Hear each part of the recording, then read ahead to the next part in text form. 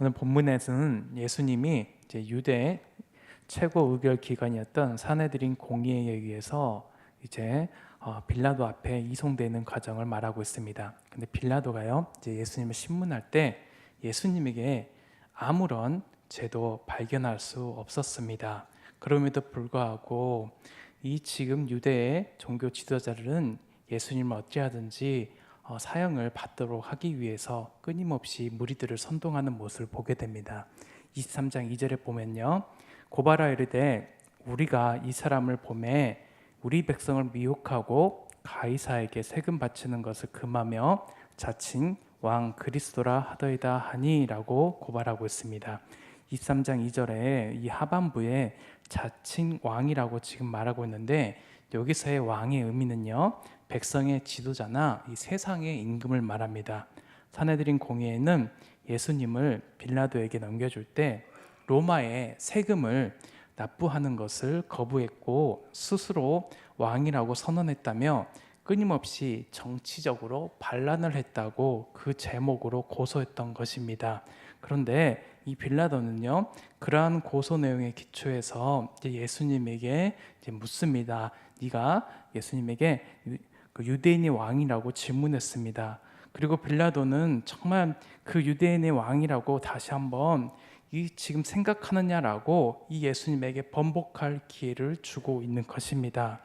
그런데 그럼에도 불구하고 이 예수님은요, 이 빌라도가 이 말하고 계속해서 질문하는 것에 대해서 그냥 네 말이 옳다라고 말하고 있습니다. 23장 3절에요, 빌라도가 예수께 물어 이르되 내가 유대인의 왕이냐? 대답하여 이르시되 내 말이 옳도다. 지금 빌라도가 왜 이와 같이 물었냐면요, 빌라도는 예수님이 죄가 없는 것을 알고 있었습니다. 그래서 23장 2절에 보는 것처럼 예수님이 정치적인 이제 반란을 했다는 제목으로 지금 재판에 회부되었는데, 정치적인 것이 아니라 그저 종교적으로 유대 사회에서 일어난 하나의 해프닝으로 지금 몰아가고 싶었습니다. 그래서 정치적인 것이 아니고 반란을 꾸민 것이 아니라면 그저 이제 몇 대 때려서 놓아주고 싶은 마음이 있었습니다. 왜 이렇게 했냐면, 이제 빌라도는 유대의 종교 지도자들이 이와 같이 재판에 회부한 이유를 알고 있었습니다. 마가복음 15장 10절에 이는 그가 대제사장들이 시기로 예수를 넘겨준 줄 알미러라 라고 기록되고 있습니다. 마가복음 15장 10절에서 이 시기라는 단어는요, 성령에 의해서 인도받지 못한 사람들의 악한 죄성을 열거할 때 나오는 단어입니다. 따라서 이 예수님을 지금 재판하고 있는 빌라도, 이 사람마저도 예수님이 정말 죄를 지었다기보다는 이 대제사장들의 악한 음모와 비방 때문에 지금 자신이 이 재판을 진행하고 있다는 것을 잘 알고 있었습니다. 그래서 어쩌든지 예수님을 풀어주고자 하는 마음이 있었는데, 예수님은 이 빌라도의 뜻도 모른 채 그냥 네 말이 옳도다라고 말하고 있습니다. 그러면서 더 이상 이 자신에게 지금 정치적인 반란죄로 기소당하고 있는 상태임에도 불구하고 그것을 부인하거나 부정하거나 변명하지 않고 그저 빌라도의 처분을 받으려고 하는 그런 모습을 가지고 있습니다.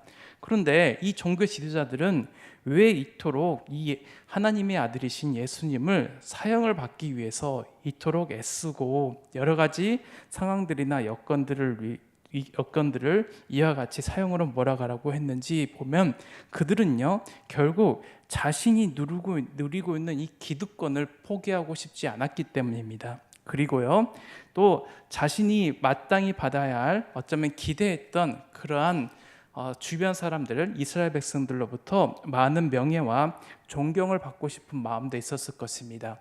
그럼에도 불구하고 예수님이 지나가기만 하면, 예수님이 나타나기만 하면 그들은 끊임없이 이 예수님에게 집중되는 이스라엘 백성들의 모습을 보고 시기하고 질투하고, 혹시라도 이 예수님 때문에 자신들이 누리고 있는 이 기득권을 빼앗길까봐 염려하고 불안했던 것입니다.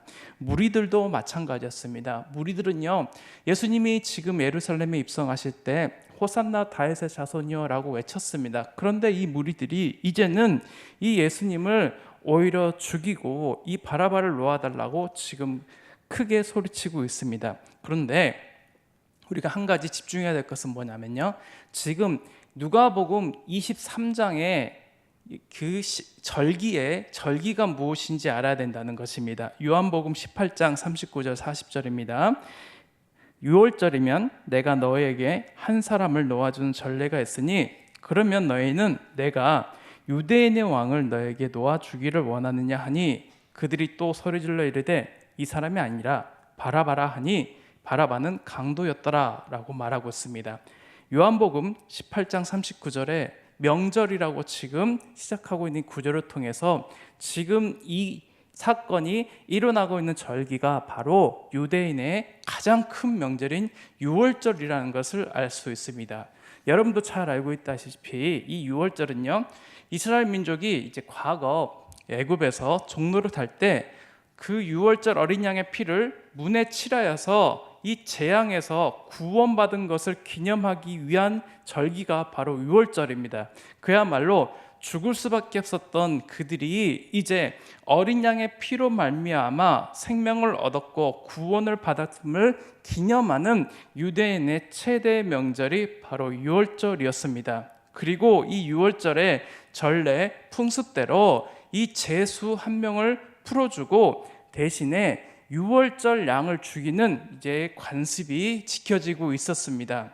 그래서 이 풍습에 의해서 유대 지방에서는 매년 유월절에 죄인 한 명을 석방했습니다. 그야말로 우리나라로 말하면 정말 특별한 일이 있을 때 죄수를 풀어주는 특별 사면을 하는 그런 경우가 있는데 바로 그와 같이 특별 사면을 하는 때가 바로 이스라엘에서는 유월절이었고 우리나라는 가장 유명한 게 광복절 특사입니다.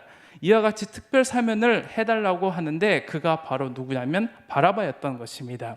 그런데 여기서 등장하는 바라바는요, 정말 어떻게 보면 그냥 지나칠 수 있는 사소한 인물일 수도 있는데 자세히 보면요, 굉장히 호기심을 가지고 바라볼 수 있는 사람입니다. 이 바라바라는 이름의 뜻은요, 아버지의 아들입니다. 그리고 선생의 아들입니다. 그러니까 우리식으로 말하면 아무개입니다. 아무개. 왜 이렇게 어쩌면 이름조차 기록되지 않고 그냥 아무개야라고 할 정도로 이렇게 됐냐면 아마 자신의 이름을 온전히 진짜로 말하지 않고 여러 가지 활동을 하다 보니까 거짓으로 자신의 이름을 그냥 아무개라고 지은 것 같습니다. 그런데 왜 이 바라바가 이때 사람들에게 이와 같이 예수님 대신에 놓아줄 정도로 그가 여러 가지 어떻게 보면은 그 명성을 얻었냐면 그가 강도였기 때문입니다. 마가복음 15장 7절에 밀란을 꾸미고 그 밀란 중에 살인하고 체포된 자 중에 바라바라 하는 자가 있는지라 라고 말하고 있습니다. 그런데 이 지금 바라바는요, 단순히 강도가 아니었습니다. 바라바는 밀란을 계획하고 살인을 하였습니다. 근데 그 대상이 누구였냐면 바로 로마에 대해서 반란을 계획했던 것으로 보입니다. 그렇다 우리식으로 말하면 정말 자신의 민족이 지금 외부의 나라에 압제를 당하고 있는 중에 그 민족의 해방을 위해서 최선을 다했던 독립운동가 무장을 해서 그 독립을 이루고자 했던 이런 혁명가일 수도 있습니다. 그런데 이와 같이 자신의 목적을 일으키기 위해서 폭력적인 방법을 또 무장을 해서 다른 사람의 생명을 빼앗는 일까지 서슴지 않았던 사람이 바로 바라바였습니다. 이 바라바를 볼 때 이스라엘 백성들은요, 통쾌했을 수도 있습니다. 왜냐하면 이 로마의 그 식민 통치에 신음하고 있었던 이스라엘 백성들의 입장에서 보면 너무나 속이 시원했을 것입니다. 자신들을 괴롭히고 압제하고 여러 가지 정말 못된 행동을 하고 있는 이 로마의 그러한 어쩌면 주요 사람들을 타겟으로 해서 그 여러 가지 무장 투쟁을 하고 있는 바라바와 그를 따르는 무리들을 볼 때 정말 이스라엘 백성들은 통쾌하기도 했을 것입니다. 즉 이 무리들은요, 정말 먼 나라 또는 자기의 삶과 떨어져 있다고 생각하는 영적인 이스라엘이 아니라 영원한 생명이 아니라 지금 나의 삶을 책임져주고 나의 억울한 심정을 헤아려줄 수 있는 이 바라바가 오히려 그들이 원하는 메시아의 모습일 수도 있었을 것입니다. 현세적인 또 정치적인 이 구원자가 우리 가운데 찾아와서 이 로마로부터 빨리 해방시켜주고 우리의 주권을 해방시켜주기를 간절히 바라는 그들의 염원이 바로 바라바를 통해서 실현되고 있다는 것입니다. 무리들은 지금 앞에 영원한 생명을 주시기 위해 이 땅에 오신 어린 양이신 예수님을 바라보고 있습니다. 그리고 다른 쪽에는 자신들을 위해서 무력으로 로마의 통치에 대항했던 이 열심당의 지도자로 추측되는 이 바라바를 바라보는 상황이 있습니다. 이 두 사람을 바라봤을 때 이 이스라엘 백성들은 더욱더 이 바라바라는 이 인물에 대해서 더욱 집중하고 그가 놓여지기를 간절히 바랬던 것으로 보입니다. 그런데 이 열심당이었던 이 사람들이요, 이제 예수님이 오신 후에 어떻게 됐냐면 이 하나님의 거룩한 땅에 거주하고 있는 이 이방 민족인 로마를 몰아내기 위해서 독립무장 투쟁을 벌이는 단체로 이렇게 활동을 하기 시작했습니다. 그런데 얼마 후에 예루살렘이 이제 멸망할 때 이 예루살렘은 로마에 의해서 온갖 여러 가지 압제를 당할 뿐만 아니라 이스라엘 민족은 결국 어떻게 됐습니까? 나중에 돌 위에 돌 하나도 남지 않고 그 예루살렘 무너졌을 뿐만 아니라 이 나중에는 결국에는 유대인들은 세상에 자신의 땅도 얻지 못하고 이곳저곳 옮겨 다니다가 결국 최근에서야 자신의 그 땅을 회복했지만 끊임없이 주변 국가와 전쟁을 벌이고 있는 상황을 맞이하게 됐다는 것입니다.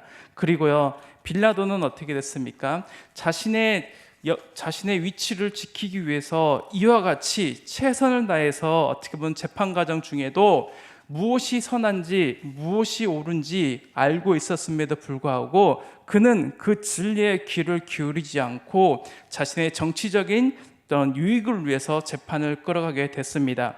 자신이 다스리는 이곳에 폭동이 일어나지 않기 위해서 최선을 다해서 자신이 할 수 있는 만큼 이런 결정을 하게 됐습니다. 하지만 이 빌라도는 나중에 정말 그 자신이 다스리는 지역 가운데 여러 가지 또한 사건들에 휘말리게 되어서 결국 로마로 소환됐고 유다 총독직을 그만두게 되는 우리의 역사적인 그런 기록들을 이제 보게 됩니다.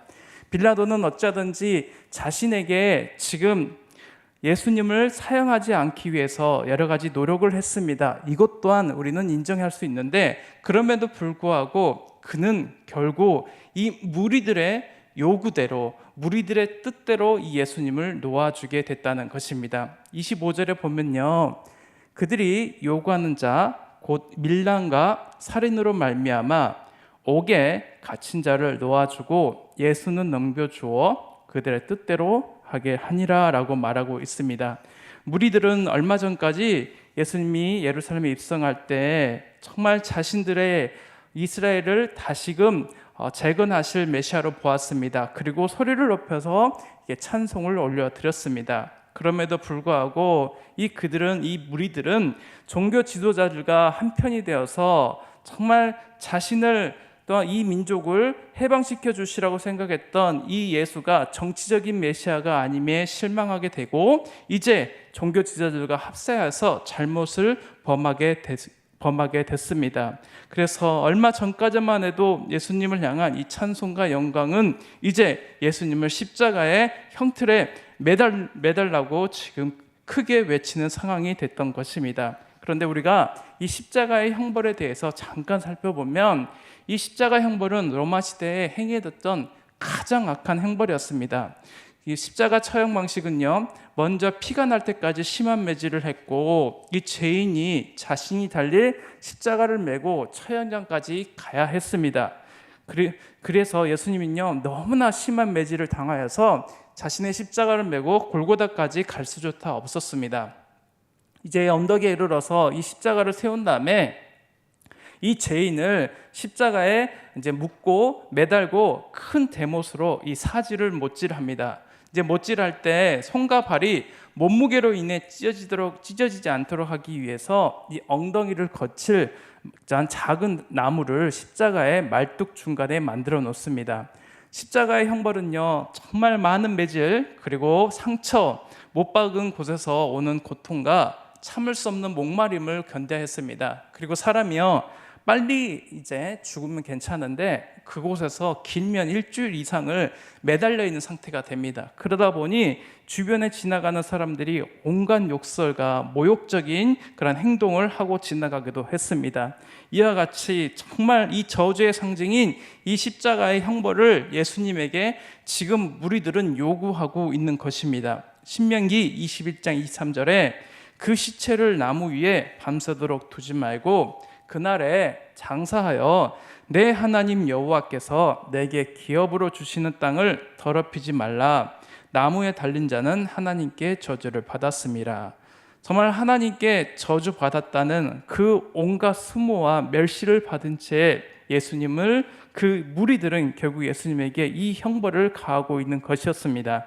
그런데 예수님께서는 왜 이 모든 것을 알고 있음에도 불구하고 빌라도가 지금 마지막에 그 사형을 언도하기 전에 어찌든지 풀어주고자 했던 그 마음도 헤아리지 못하고 아무 말도 안 하고 있었던 이유는 바로 무엇입니까? 예수님이 우리의 죄를 용서하기 위해서 이 땅 가운데 하나님의 어린 양으로 오셨기 때문입니다. 이사야 53장 7절 8절 그가 곤욕을 당하여 괴로울 때에도 그의 입을 열지 아니하였으며 마치 도수장으로 끌려가는 어린 양과 털 까는 자 앞에서 잠잠한 양같이 그의 입을 열지 아니하였도다. 그는 곤욕과 신문을 당하고 끌려갔으나 그 세대 중에 누가 생각하기를 그가 살아있는 자들의 땅에서 끊어짐은 마땅히 형벌받을 내 백성의 허물 때문이라 하였으리요.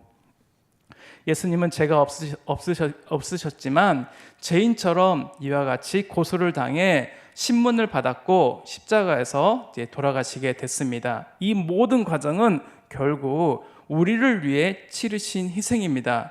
하나님은 이 죄인된 우리를 살리기 위해서 독생자 예수 그리스도를 이 땅 가운데 하나님의 어린 양 그리고 화목제물로 보내셨던 것입니다. 예수님의 이러한 죄가 없으심을 이해하는 것은 십자가 사건을 이해하는데 매우 중요합니다. 왜냐하면요, 구약의 제사에서 흠없는 어린 양만이 대속의 제물이 될 수 있었던 것처럼 죄 없는 예수님만이 십자가에서 우리의 모든 죄를 대속할 수 있기 때문입니다. 따라서 예수님은 이와 같이 누가복음 23장에서 나오는 것처럼 재판 과정 중에서 정말 아무런 죄가 없으심을 또한 기록되는 것을 보게 됩니다. 그리고요, 이 예수님이 죄가 없다는 것을 빌라도도 알았습니다. 그리고요, 헤롯도 알았습니다. 그리고 빌라도의 아내도 알았습니다. 그리고 가룟 유다도 이제 마지막에 뉘우칠 때 그 예수님이 죄가 없음을 알았습니다. 그리고 십자가상의 강도 또한 알았습니다. 그리고 십자가 처형을 주도했던 이 백부장의 입을 통해서 거듭해서 증거하고 있는 것이 바로 예수님은 죄가 없으셨다는 것입니다. 이 예수님의 무죄함으로 무죄했지만 사람들은 끊임없이 예수님에게 죄가 있음을 일단 드러내려고 했고 모함했고 결국 십자가 형벌을 받게 된 것입니다. 그런데 오늘 말씀을 통해서 우리가 한 가지 알 수 있는 것은 바로 무엇이냐면요, 사람들은요 진실이나 정의보다 개인이나 무리의 이익을 따른다는 것입니다. 빌라도 또한 자신이 정말 이 정치적인 또는 자신의 지위를 지키기 위해서 진실을 알고 있었지만 그것을 끝까지 지키지 못했었고, 무리들도요 가장 잘못된 것은 바로 무엇이냐면 25절 하반절에 예수는 넘겨주어 그들의 뜻대로 하게 하니라라는 것이었습니다. 우리도 마찬가지입니다. 때로는요 내가 또는 우리가 무엇이 진실이고 정인지 알고 있을 때가 있습니다. 그런데요 가장 무서운 것은 바로 무엇이냐면 그들의 뜻입니다. 우리는 매일매일 주기도문합니다. 예수님이 가르치신 그 주기도문에 하늘의 뜻이 이 땅 가운데 이루어지기를 간절히 소망합니다.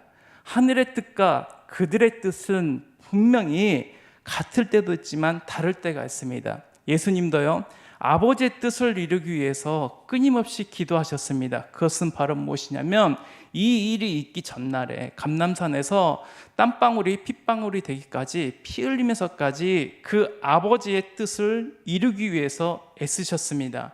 이 고난에 쓴 잔을 어찌하든지 피하고 싶으셨습니다. 하지만 그 고난에 쓴 잔을 결국 기도하심으로 말미암아 아버지의 뜻대로 하옵소서라고 하면서 이 모든 그 과정에 수모와 수치를 당하셨던 것입니다. 그런데요, 무리들과 예수님의 재판에 참여했던 그 기소했던 모든 사람들, 우리도 마찬가지로 오늘을 살아가는 우리의 모습들을 보면요, 정말 이 무리들과 같은 그런 결정을 할 때가 있다는 것입니다. 그것은 무엇이냐면 나와 우리들의 뜻대로 여러 가지 결정을 할 때가 있다는 것입니다. 하나님의 뜻이 아니라 그들의 뜻대로, 우리들의 뜻대로 할 때가 있다는 것입니다. 왜 그렇습니까? 바로 내 것을 지키려고 하기 때문입니다. 그리고 우리의 것을 지키려고 하기 때문입니다. 그리고 그 리더가 된 사람들은 마치 바라바와 같이 폭력적인 방법, 때로는 정말 세상 사람들이 원하는 현세적인 것, 정치적인 것을 요구할 때가 많이 있습니다. 그런 사람들을 리더로 세우고 앞잡이로 세워서 자신들이 요구하는 뜻대로, 방법대로, 그 과정대로 이 우리들의 그러한 이득을 위해서 자신의 권리를 주장할 때가 있다는 것입니다. 이 세상을 정말 여러 가지로 의지할 것이 정말 많이 있습니다. 하나님의 뜻과 하나님의 방법과 하나님의 나라를 이뤄가야 됨에도 불구하고 우리들의 현실에서는요, 그런 것들은 눈에 보이지 않을 때가 있다는 것입니다. 그저 세상적인 것, 그리고 눈에 보이는 것을 따라가고 내가 원하는 내 기질에 맞는 폭력적인 그런 상황을 가지고 있는 사람, 목소리가 큰 사람의 뜻을 따라서 살 때가 많이 있다는 것입니다.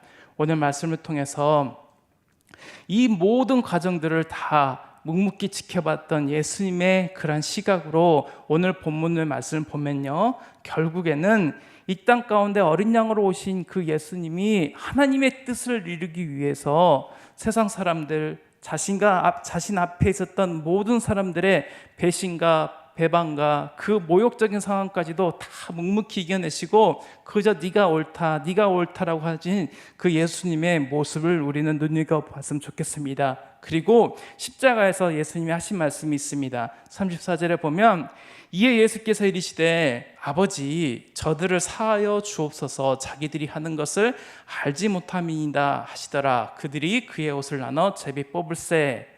그저 예수님께서는 네가 옳다, 그리고 십자가에서 돌아가실 때는 하늘에 계시는 그 아버지를 향하여서 저들이 지금 무엇을 하는지 알지 못합니다 라고 하면서 용서해달라고 하신 것처럼 우리의 모든 삶이요, 때로는 내 뜻대로 하고 내가 여러 가지 어려운 상황과 형편에 있다 할지라도 내가 피해를 입는 상황에 있지만 그 가운데서 하나님의 뜻을 이루고자 하는 그 한 사람이 된다면 그 무리들을 향하여서도 우리도 예수님과 같이 기도에 열심을 낼 뿐만 아니라 혹시라도 어렵고 힘든 상황에 부딪힌다 할지라도 하늘에 계신 아버지를 향하여서 이 주변 사람들을 향하여서 용서해 달라고 그렇게 기도하는 삶의 자세를 가져야 된다는 것입니다. 이것은 참으로 어렵고 내 것을 포기한다는 것, 그리고 이 무리들의 뜻을 따르지 않는다는 것은 심히 어렵습니다. 제자들 또한 이것에 실패했습니다. 이 제자들은 나중에 예수님이 십자가에 못 박힐 때 다 도망갔지만 이 나중에 부활하신 예수를 만나고 성령님을 그들이 이제 마음 깊이 체험한 이후에, 성령이 충만한 이후에 예수님의 뜻, 하나님의 뜻을 이루기 위해 이제 순교까지 각오하는 그런 모습으로 변화되는 것을 보게 됩니다. 우리의 삶 가운데 힘과 용기가 넘치기를 원하고 하늘을 바라보고 또한 하늘의 뜻을 우리의 삶 가운데 이 가정과 지역과 교회와 나라와 열방 가운데 이뤄가는 저와 여러분이 되시기를 간절히 소망합니다. 아멘.